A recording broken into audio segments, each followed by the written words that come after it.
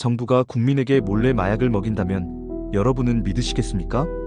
1950년대부터 1970년대까지 미국 중앙정보부 CIA는 인간의 마음을 조종하려는 충격적인 실험을 진행했습니다. 코드네임 MK울트라.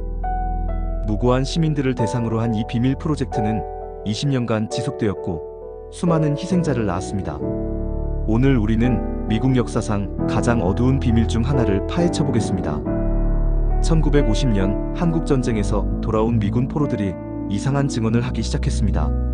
자신들이 공산주의를 지지한다고 말하거나 미군이 세균전을 벌였다고 거짓 자백을 했다는 것입니다. CIA는 충격을 받았습니다. 소련과 중국이 세뇌 기술을 개발했다고 판단한 것입니다. 앨런 덜레스 CIA 국장은 긴급 대책을 지시했습니다. 1953년 4월 13일 MK울트라 프로젝트가 공식 승인되었습니다. 목표는 단순했습니다. 인간의 마음을 완전히 통제하는 것. 프로젝트의 책임자는 시드니 고틀립 박사였습니다. 생화학자인 그는 LSD라는 강력한 환각제에 주목했습니다. 이 물질이 인간의 정신을 조작할 수 있다고 믿었던 것입니다.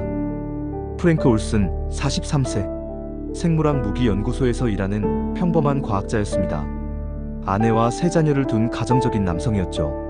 1953년 11월 19일 올슨 박사는 동료들과 함께 연례 워크숍에 참석했습니다. 하지만 그는 몰랐습니다. 자신이 마신 리큐어에 LSD가 들어있었다는 것을. LSD 투여 후 9일간 올슨 박사는 극심한 우울증과 환각에 시달렸습니다. 그리고 11월 28일 새벽 뉴욕 스테틀러 호텔 13층에서 떨어져 숨졌습니다. 정부는 이를 자살로 발표했습니다. 하지만 22년 후 충격적인 진실이 드러났습니다. 1975년 록펠러 위원회가 MK울트라를 조사하면서 올슨 박사 사건이 공개되었습니다. 정부는 유족에게 사과하고 75만 달러를 배상했습니다. 하지만 올슨 박사의 아들 에릭은 의문을 제기했습니다. 아버지는 살해당했다고 주장하며 평생을 진실규명에 바쳤습니다.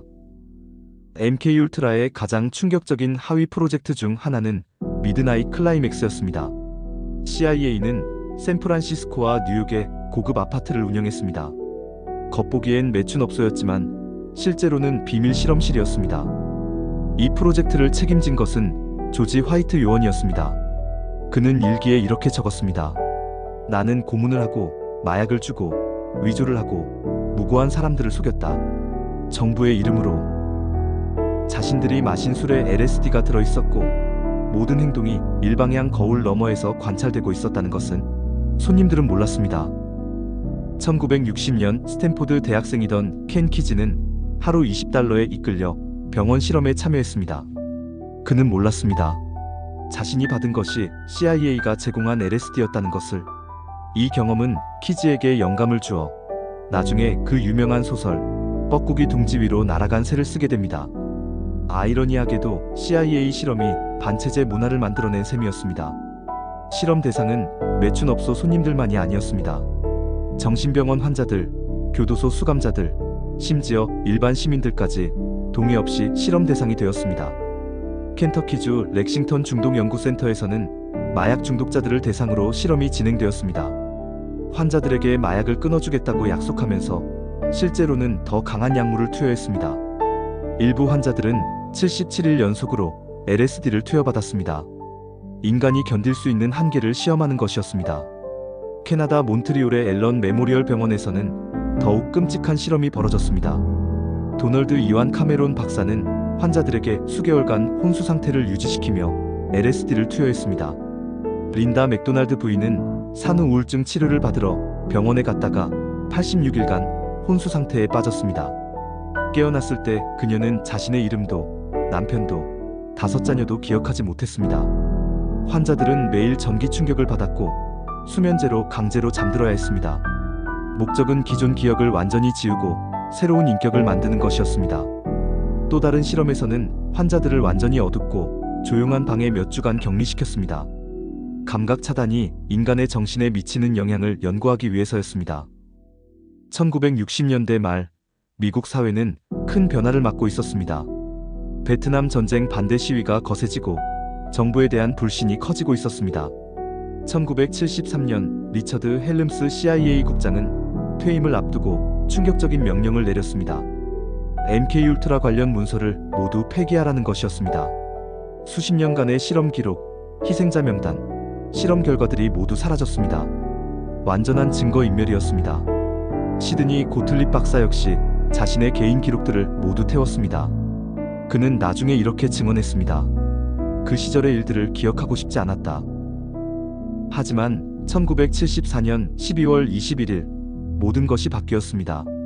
뉴욕 타임즈의 시무어 허쉬 기자가 폭탄 선언을 했습니다. CIA가 국내에서 불법 활동을 벌였다는 기사를 일면에 실은 것입니다. 허쉬 기자는 몇 달간의 치밀한 취재를 통해 CIA의 국내 감시 활동을 폭로했습니다. 이것이 도미노의 첫 번째 조각이었습니다. 제럴드 포드 대통령은 급히 록펠러 위원회를 구성했습니다. CIA의 불법 행위를 조사하겠다고 발표했지만 실제로는 사태를 덮으려는 의도였습니다. 1975년 6월 워싱턴 포스트가 또 다른 폭탄을 터뜨렸습니다. CIA가 LSD 실험 중 한 과학자가 사망했다는 기사였습니다. 바로 프랭크 올슨 박사 사건이었습니다. 록펠러 위원회는 어쩔 수 없이 올슨 박사 사건을 인정했습니다. 하지만 이것은 빙산의 일각일 뿐이었습니다. 같은 시기 다니얼 엘스버그가 펜타곤 페이퍼를 폭로하면서 정부 기밀에 대한 국민들의 관심이 높아졌습니다. 더 많은 진실을 요구하는 목소리가 커졌습니다. 1975년 기적이 일어났습니다. 재정기록 보관소에서 파쇄되지 않은 MK울트라 문서 2만여 점이 발견된 것입니다. 이 문서들은 재정기록이었기 때문에 다른 부서에 보관되어 있어서 파쇄를 피할 수 있었습니다. 운명적인 발견이었습니다. 프랭크 처치 상원의원이 이끄는 정보위원회가 MK울트라를 본격 조사했습니다. 처치 위원장은 단호했습니다. 국민은 진실을 알 권리가 있다. 1977년 8월 역사적인 청문회가 시작되었습니다. 전국의 이목이 집중되었습니다. 청문회에서 충격적인 사실들이 드러났습니다. 20년간 149개의 하위 프로젝트가 진행되었고 80개 이상의 기관이 참여했으며 수천 명이 실험 대상이 되었다는 것이 밝혀졌습니다. 하버드, 스탠포드, 예일 등 미국 최고의 대학들이 참여했습니다. 학문의 전당이 비윤리적 실험의 온상이 되었던 것입니다. 수십 개의 병원과 정신의학 연구소도 연루되었습니다. 환자를 치료해야 할 곳이 오히려 해를 끼치는 장소가 되었습니다. 시드니 고틀립 박사는 청문회에서 국가 안보를 위한 불가피한 선택이었다고 변명했습니다. 하지만 그 누구도 납득할 수 없었습니다. 고틀립은 감정의 동의 없이 답변했습니다. 실험 대상자들의 동의를 구하는 것은 실험의 효과를 떨어뜨릴 수 있었다고 말했습니다. 청문회장은 분노로 들끓었습니다. 한 의원은 이렇게 질타했습니다. 당신들이 한 일은 나치의 인체 실험과 다를 바 없다. 프랭크 올슨 박사의 아들 에릭이 증언대에 섰습니다. 아버지는 단순한 실험 대상이 아니었습니다. 남편이었고 아버지였습니다. MK울트라의 피해자들은 평생 후유증에 시달렸습니다.